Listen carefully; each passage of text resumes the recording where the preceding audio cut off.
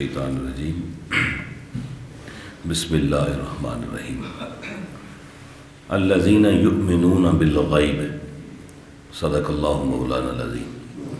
کل ہم پڑھ رہے تھے کہ اللہ تعالیٰ پر ایمان، اور قرآن پاک کے اندر متعدد مقامات پر اللہ پر ایمان لانے سے کہ متعلق یہ بیان ہوا ہے کہ ایمان والا وہ ہے جو بغیر دیکھے ایمان لائے، جو بغیر دیکھے ایمان لائے۔ اللہ کی ذات کو بغیر دیکھے ایمان لانا یہ مسلمان اور ایمان کی علامت ہے۔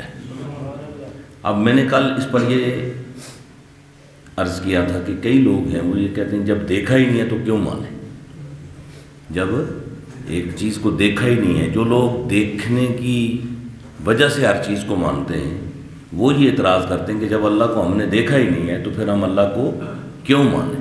اس پر تھوڑی سی آج چند باتیں میں احادیث سے آپ کے سامنے پیش کرتا ہوں۔ دیکھیے، یہ جو قاعدہ ہے کہ جب ہم نے دیکھا ہی نہیں تو نہیں مانیں گے، یہ قاعدہ اگر اس کو ہم صحیح مان لیں کہ یہی قاعدہ ہے کہ جس چیز کو ہم دیکھیں گے نہیں اس کو نہیں مانیں گے، تو پھر دنیا کی بیسیوں سینکڑوں ایسی چیزیں ہیں کہ جن کو ہم دیکھنے کی صلاحیت نہیں رکھتے۔ مثلا یہ جو انسانی آنکھ ہے اس کی ایک حد ہے، اس حد سے نیچے یہ دیکھ نہیں سکتی، ایک اللہ نے لمٹس رکھی ہے۔ دیکھیں، آپ باہر جا کے دیکھتے ہیں تو ایک حد تک آپ دیکھ سکتے ہیں، اس کے آگے آپ کو دیکھنا ہو تو دوربین لگاتے ہیں، پھر آگے دیکھ سکتے ہیں، اور پھر ایک وقت ہوتا ہے کہ دوربین کی بھی حد ختم ہو جاتی ہے، پھر اس سے آگے دیکھنے کے لیے آپ کو مزید اور کوئی جدید آلہ استعمال کرنا پڑتا ہے۔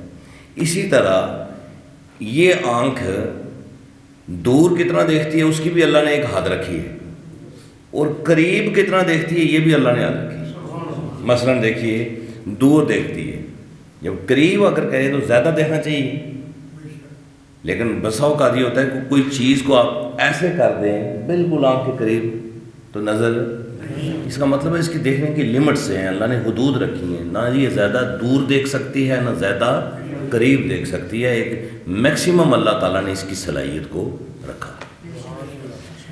دوسری بات سنیے، یہ صلاحیت سر کی آنکھ کی ہے ایک حد تک، اور اس سے پر آگے بڑھیں تو پھر دوربین سے، خوردبین سے، مائکرو خوردبین سے اور زیادہ بریک چیزیں بھی نظر آتی ہیں جو عام آنکھ سے نظر نہیں آتی۔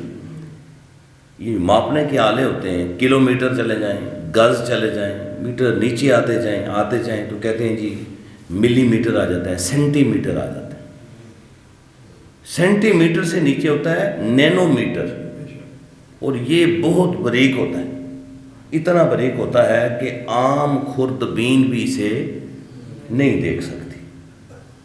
اب میں نے کل ایک مثال آپ کے سامنے پیش کی تھی کہ یہ جو ایٹم ہے، پوری دنیا ایٹم کو مانتی ہے، پوری دنیا ایٹم کو مانتی ہے۔ آپ دیکھیں، میں اس پر ایک چیز لکھ کر لایا ہوں بڑی تفصیل کے ساتھ کہ یہ جو ایٹم ہے پوری دنیا ایٹم کو مانتی ہے، لیکن پوری دنیا کے کسی سائنسدان نے آج تک ایٹم کو دیکھا نہیں، کوئی ایٹم کو دیکھ سکتا نہیں ہے۔ یہ سائنس کا آج سے 100 سالہ دعویٰ ہے کہ ایٹم کو دیکھا نہیں جا سکتا، لیکن اسے مانا جاتا ہے۔ جب پوچھا جائے کہ جب آپ اسے دیکھ نہیں سکتے تو پھر کیوں مانتے ہیں، وہ کہتے ہیں جی اس کے جو اثرات ہیں ان کو مانتے ہیں۔ ایٹم جس چیز پر اثر کرتا ہے، اثرات کی وجہ سے ہم ایٹم کو مانتے ہیں کہ وہ کوئی شے ہے جس کا یہ اثر ہوا ہے۔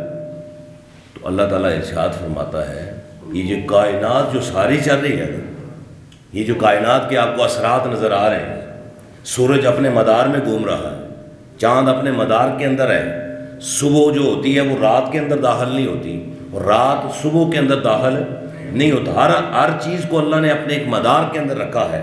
اور یہ جو آسمان کو آپ دیکھ رہے ہیں بغیر ستونوں کے اللہ نے کھڑا کر دیا ہے، تو اس کے پیچھے کوئی ہے، جیسے کہ ایٹم کو بغیر دیکھے اس کے اثرات کی وجہ سے مانا جاتا ہے، اسی طرح کائنات خلق کے اندر بیسیوں ایسی چیزیں ہیں، لاکھوں ایسی چیزیں ہیں کہ جن کے اثرات یہ بتا رہے ہیں کہ ان کے پیچھے ان کو کوئی چلانے والا ہے، اور وہ چلانے والی ذات کس کی ہے؟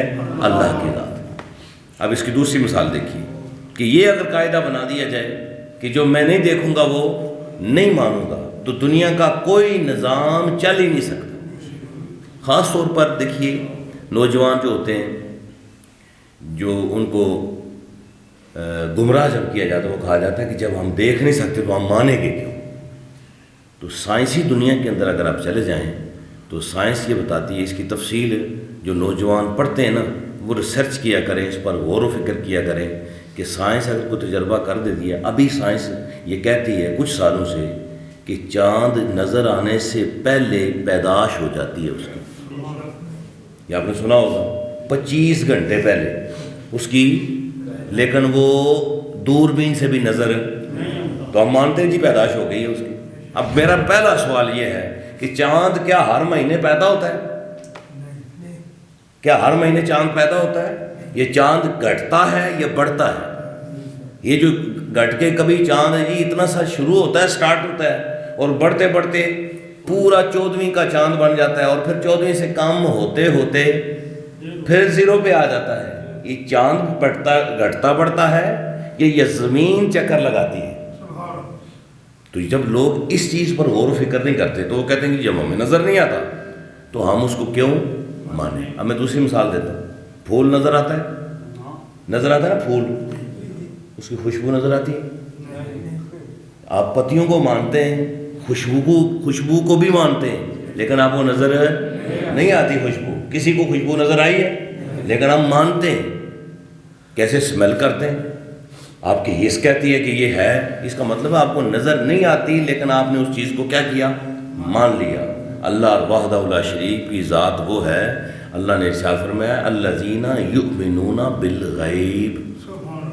ہر چیز ضروری نہیں کہ آپ کو نظر آئے، آپ کی لمٹس ہیں، اللہ نے حدود رکھی ہیں، ایک حد تک بندہ جا سکتا ہے۔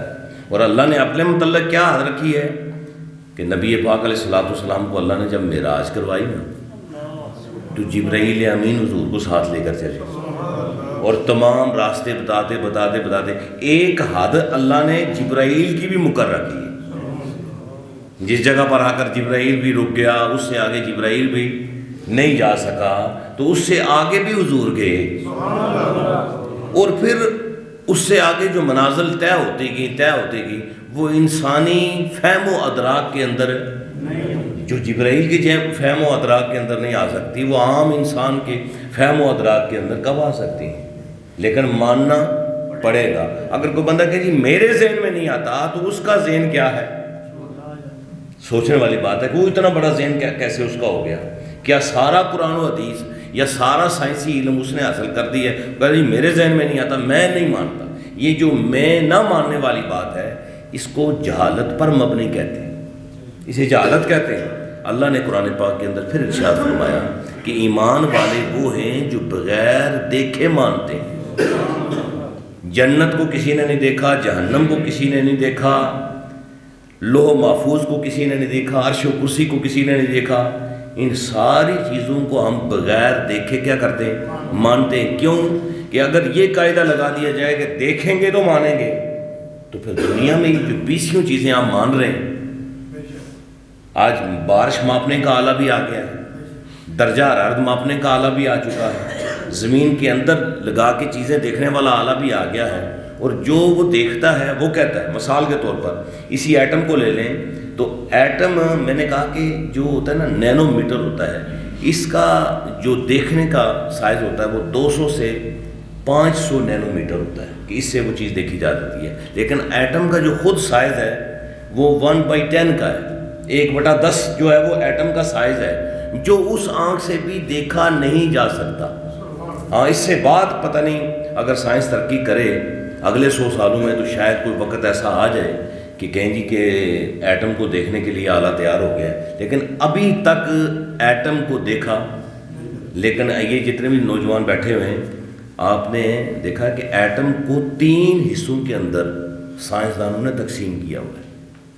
جب ایک چیز دیکھی نہیں جا سکتی تو اس کو تقسیم کیسے کرتے ہیں؟ یعنی یہ الیکٹران ہے، پروٹون ہے، نیوٹرون، جو جتنے بھی چیزیں ہیں، ان کو 3 حصوں کے اندر تقسیم کیا ہے سائنسدانوں نے، جو کبھی بھی نظر نہیں آتی، اور ابھی تک نظر سائنسدانوں کو نہیں آئی، لیکن سارے سائنسدان یہ کہتے ہیں کہ کیونکہ اس کے اثرات ہوتے ہیں، اثرات کسی چیز پر مرتب ہوتے ہیں، لہٰذا ہمیں یہ ماننا پڑے گا کہ یہ کوئی چیز ہے۔